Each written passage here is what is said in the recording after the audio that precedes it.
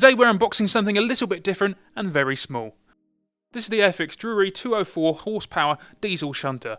First released in the 1960s, and just looking at the box, it's tiny. Almost matchbox sized. Inside things stay just as minimal, the sprues are moulded entirely in black plastic, and straight away it's clear this kit has seen better days. Some parts have come loose and a few are missing altogether. But that's part of the charm and challenge when it comes to these retro kits.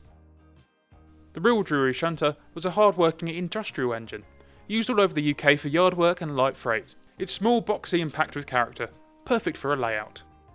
What's really interesting is that Airfix used to produce quite a few train kits like this one. Locomotives, wagons, buildings and even a working turntable.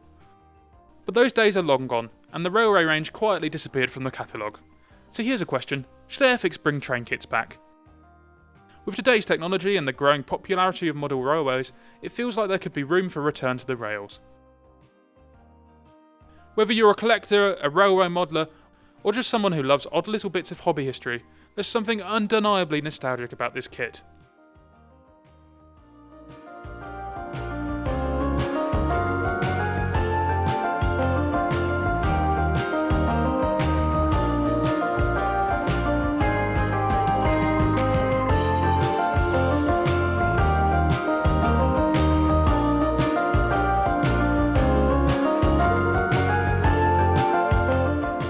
The simple box art, the single colour sprues, the no frills approach.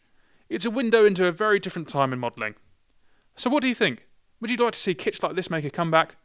If you're enjoying this retro unboxing series, make sure to like and subscribe so you don't miss the next one.